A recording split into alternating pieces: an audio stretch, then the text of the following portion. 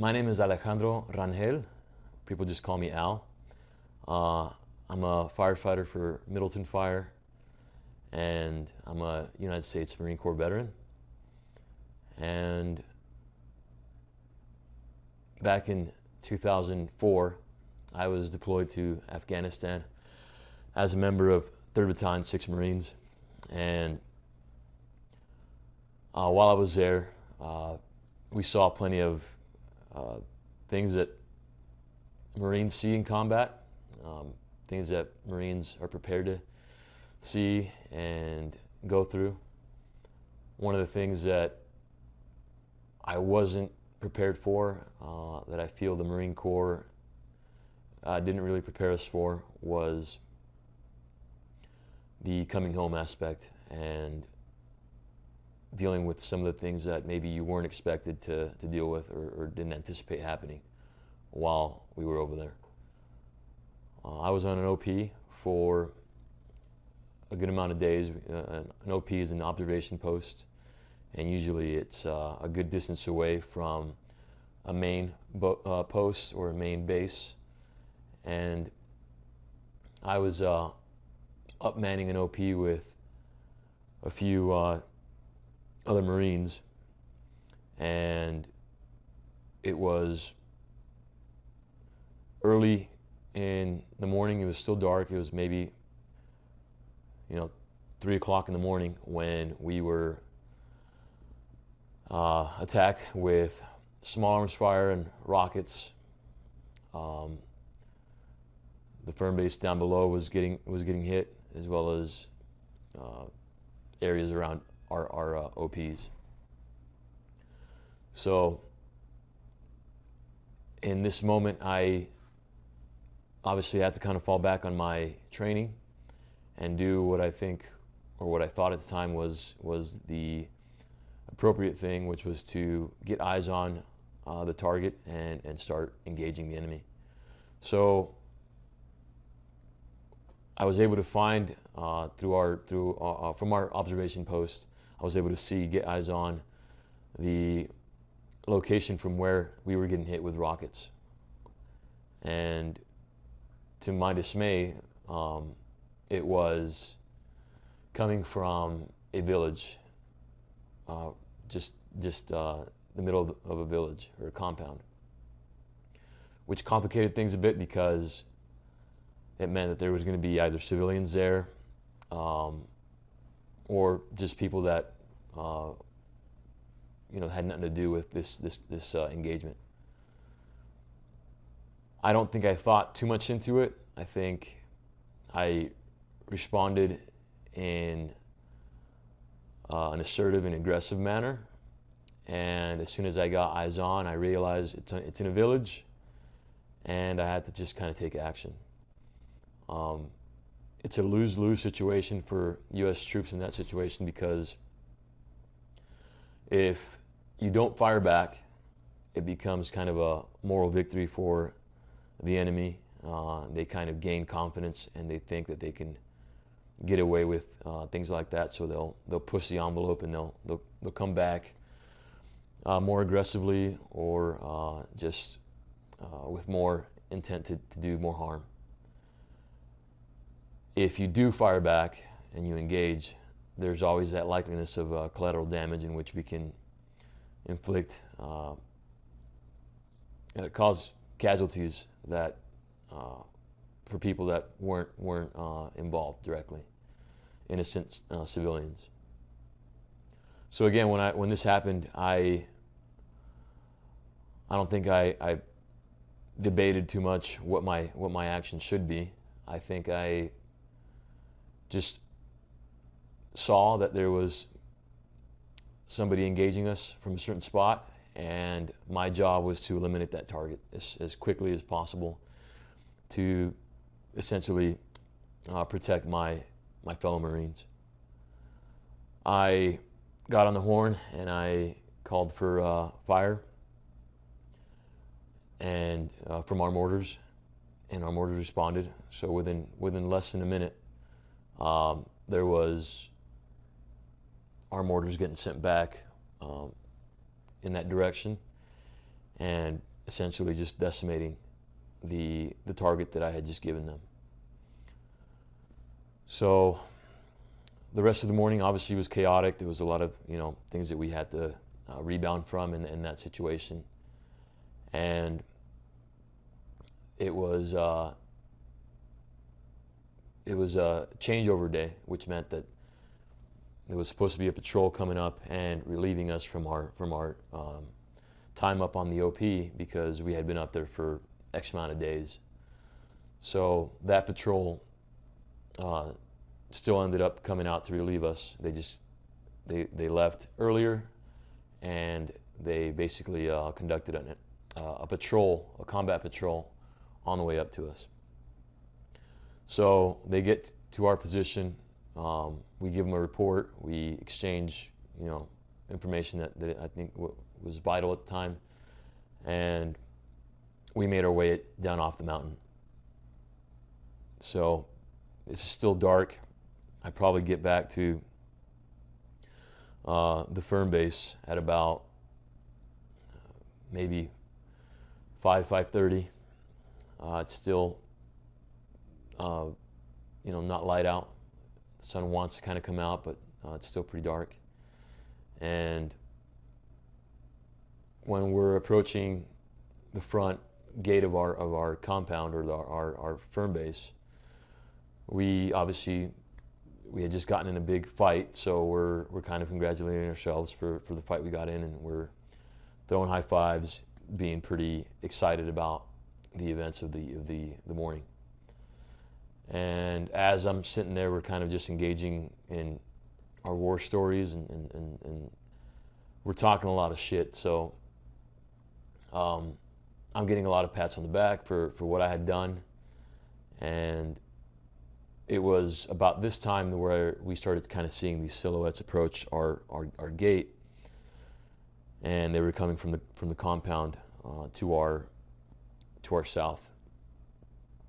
So, which is the direction in which I had fired downrange. So as the silhouettes become more clear, we realize that it's just the villagers, and they're carrying something. And at first, we're all kind of cautious. We're all like, what's going on? Is this another engagement that we're about to get in, right? We don't know what's going to happen, if it's maybe a suicide bomber or what. As the people are approaching, we can tell that it's two women and an older fellow, and it was the village elder. And the woman gives him the bundle, and he takes it, and this is where we kind of dropped our guard. And I just happened to be the closer one to these individuals, and the old man is speaking in Pashto, and he hands me this bundle, and he's sort of pleading. No one at this point I don't remember if we had our interpreter there or not, but he seemed pretty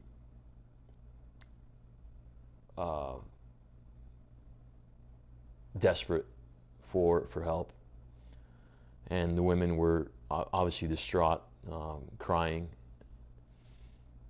So he hands me this bundle. I open the blanket, and it's a little girl who is gone. She's got debris and blood all about her, and there's just nothing we can do for her at this moment. I know that the old man, there was no way for the old man or the women to know who was responsible for that necessarily, and especially not individually. I don't think they knew that I was the culprit of who sent that rocket into their compound. But I knew, and I felt absolutely terrible, especially when it's in my arms and it's a very tangible evidence of what I had done. So to this day, I don't think, it's a very heavy thing to carry. You know, physically, this little girl was no more than 30, 40 pounds. But it was a very, very heavy thing to carry in that moment and also in the years after. So I didn't know what to say. The old man is obviously pleading with us to help this child. We can't. It's gone. And somebody, from what I remember, somebody took the child from me and kind of took me away. I don't think I was ever confronted with that after the fact. I don't remember anyone really bringing it up after that. I think a lot of my fellow Marines either understood or had similar situations happen to them in which they went into a country with the intent to engage in a very mature and evident enemy, apparent enemy, obvious enemy, and coming home with situations or stories or experiences where they inflicted damage or destroyed lives that didn't deserve it or weren't enemy combatants. So this was about halfway through my deployment, if not early in my deployment, and I kind of put it away. I didn't pay any more attention. I was there to do a job, and so I kind of just went on with the rest of my deployment, doing the things that were asked of me. There were moments in which I didn't want to come home. I sort of wished that I would die in combat. I didn't feel like I was worthy or deserving to come home after that. And I would sit up at nights kind of wishing that something would happen that would cause for me to go home in a body bag, but go home. In my mind, I waited out, I guess, in a very sick way, but I thought I'd rather go home in a body bag and be called a hero, even if, it may not be true, than go home feeling this way and having to deal with this, because I don't feel like a very good person. But again, I didn't necessarily spend too much time on these things. I just know that those were the first moments in which I felt something was off. I came home. I spent some time in the States before I deployed once again to Iraq, and I can feel myself deteriorating even more in the time that I was there. And I remember vividly wanting that death that much more. I don't think I was ever suicidal, but I definitely put myself in very dangerous situations purposely, carelessly, because I really wanted to just not have to deal with the aftermath, which I knew I think was waiting for me. And sure enough, I got out in 2005. It wasn't easy, but I thought it was what I needed to do, and I spent about a year not necessarily confronting these things. I struggled. I would deal with these things in a very cliche, very common way. I drank a lot of alcohol. I would spend a lot of time chasing women and being careless when I drove. I would drink and drive. I would do a lot of things that didn't line up with how I was brought up and how I personally spent my time in the Marine Corps living. As a Marine, I didn't drink a whole lot.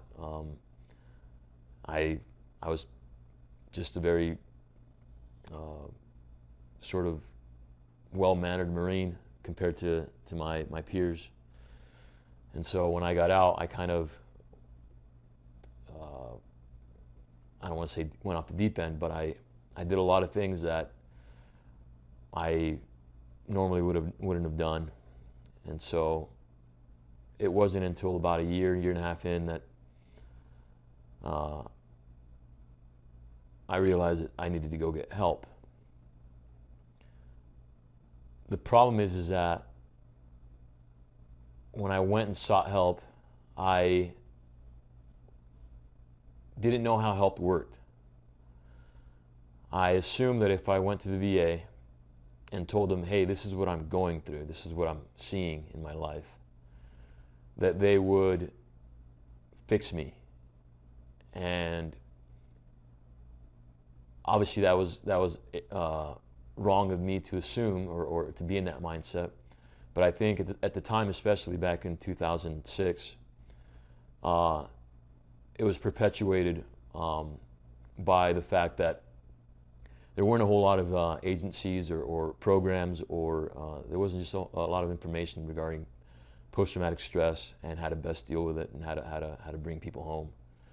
So the VA, obviously they would see me when they could, and it was a 15-minute interview with a psychiatrist that would basically just prescribe medication. And the medication was, I felt, meant to sedate me, numb me, and not basically just keep me from harming myself. So my dosages started climbing because I wasn't necessarily confronting my issues. I was just asking for somebody to fix me. And I wasn't willing to do the work. I thought, hey, I'm coming to the VA, I'm driving here, and I'm here on time. I don't necessarily want to be here, but now that I'm here, it's your job to fix me. So between that and just being prescribed pills and the dosages going up, I didn't get better. I wasn't suicidal, but I was also very, very numb. They would ask me, do you feel angry? Do you feel hostile? Do you feel all these things? And I'd be like, no, I'm pretty mellow. There was no feeling for a lot of things. So I spent a lot of years isolating myself, taking these pills and not engaging in life, kind of just being depressed and angry and all these different things, being in a very dark space for a lot of years and not being able to bounce back. So, and I had a lot of failures in that time, relationships, career, just a lot of things that weren't working out. And I think a lot of it had to do with obviously what I just got done talking about, but the fact that it was growing in my mind. I think the problem became more and more of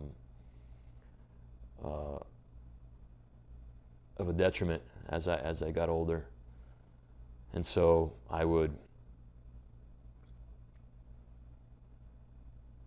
want to do certain things because of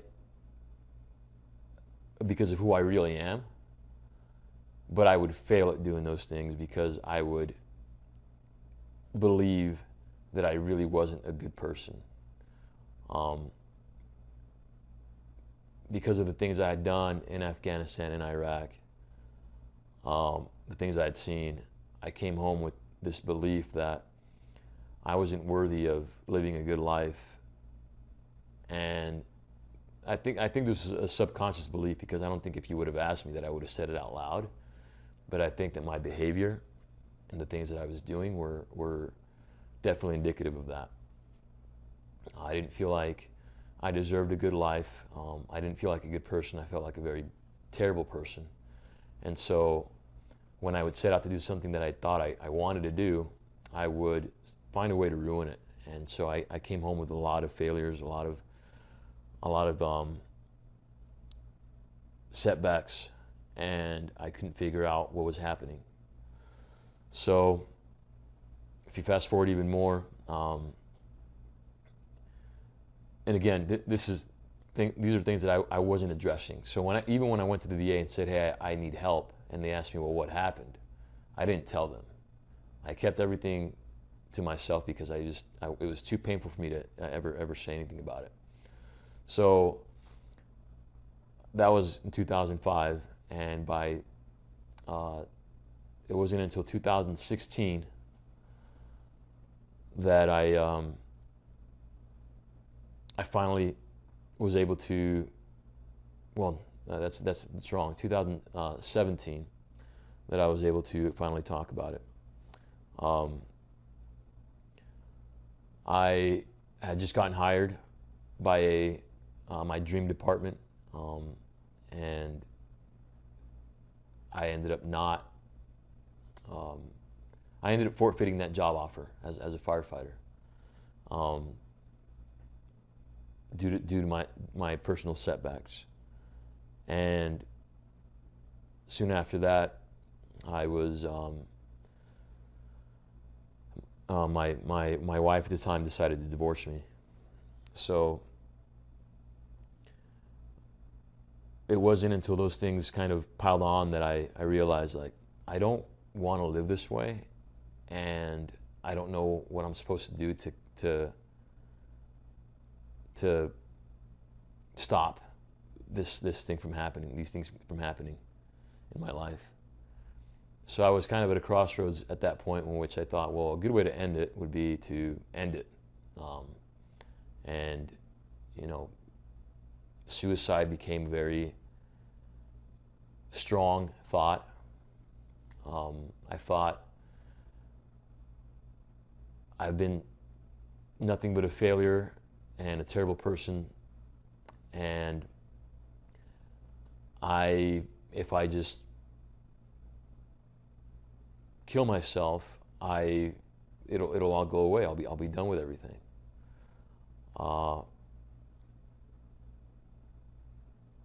Pride is a very dangerous thing and very not a good thing. In my case, in this situation, for me, pride ended up kind of saving my life, because when I was weighing suicide, I thought, if I do kill myself,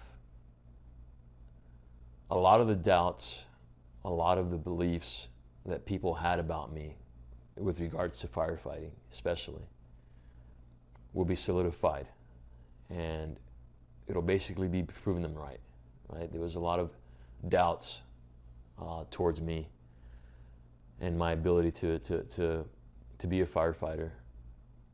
And so I thought, if these people that had these doubts get wind that I ended up killing myself because I had these issues, as sorry as they might have felt, they would have also been like, I knew it. I was right. It's a good thing we didn't have this guy on our department. And so, again, pride is not always a good thing, but in that scenario for me, it kind of pulled me out, because I thought, well, the last thing I want is for these people that doubted me to be right about those beliefs. So fuck them, and I'm gonna bounce back. But I gotta figure out how I'm gonna get this done. So I I went back to the VA, but this time the difference was I didn't go in with the mentality of, hey, I need you to fix me. I went in with the mentality of whatever work needs done, I'm ready to do it because I have a chip on my shoulder, and I also I'm tired of not amounting to what I feel is my potential. So started seeing a counselor and working through a lot of these things. I spent some time in Chicago with other veterans, 3 weeks straight, basically just confronting the story that I just got done telling you, the story I opened with. That story was the story that was plaguing me and haunting me the most. There are other stories, but I don't think they were as heavy as this one was, for me anyway. And so, in a room full of other veterans, for the first time in, like I said, over 10 years, I decided to tell my story. And it was hard. At first, there were certain things that I wanted to leave out or I couldn't say. And even today, I feel somewhat careful about my wording. But I cried a lot. It was a very emotional 21 days, being in this room with these 10 other veterans that I hadn't served with. They were that's all we had in common, was that we had our own stories that we were having a tough time with. Through that process, I for sure was able to sort of navigate the truth behind my experience and start distinguishing what happened and what I perceived happened. What I did and how I perceived myself for what I did. I started focusing on truth versus belief or perception, and I started forgiving myself for what I had done and not hating myself for what had happened. As much as that was a huge help, I still have to be honest about the fact that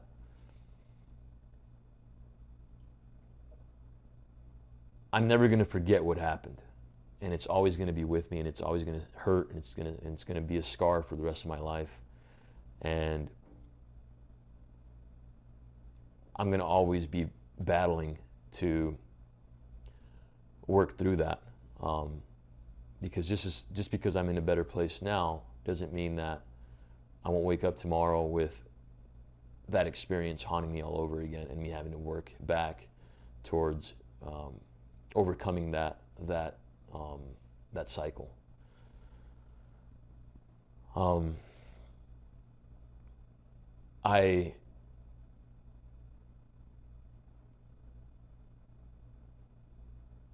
I went in and again, years and years of not confronting this, years of avoiding this, years of believing myself to be a certain way. And something that I skipped over and I think was an important part of this story is when I came home, I was having a tough time finding purpose. Finding a why for why I wanted to live a good life and be around. And I was struggling with that for a long time until, and I always knew I wanted to be a firefighter. I just maybe didn't know to what extent, how much that meant to me. So I was able to kind of get my foot in the door and go and get become a volunteer for my local department. And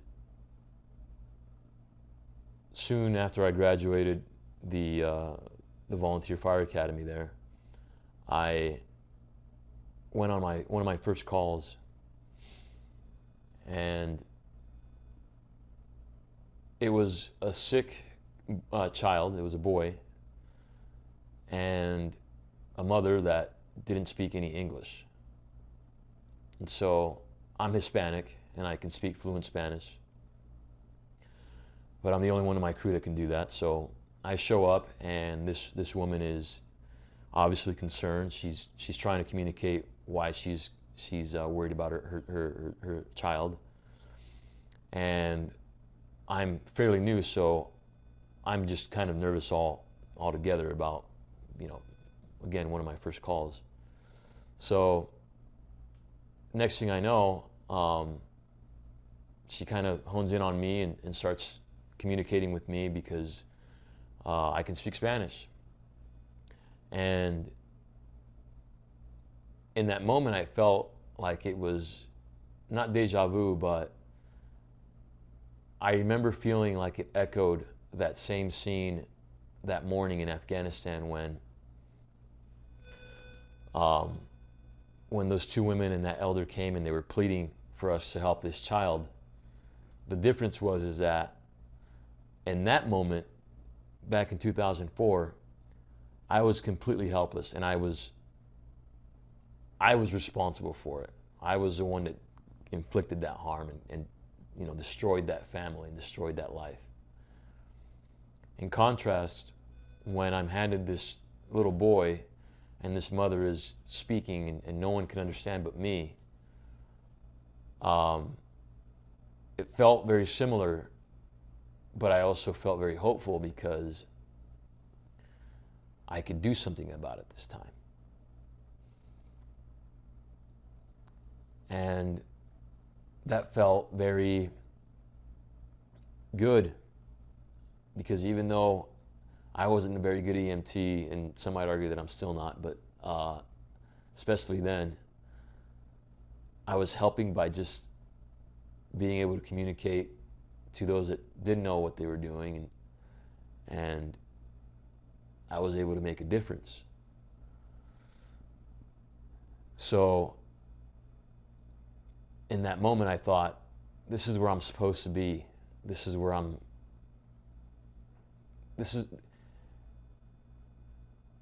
I went a long time believing that there was no redemption for me because of what I did. I felt like I was walking around alive, just waiting to die so that I can go to where I was supposed to be, which was hell.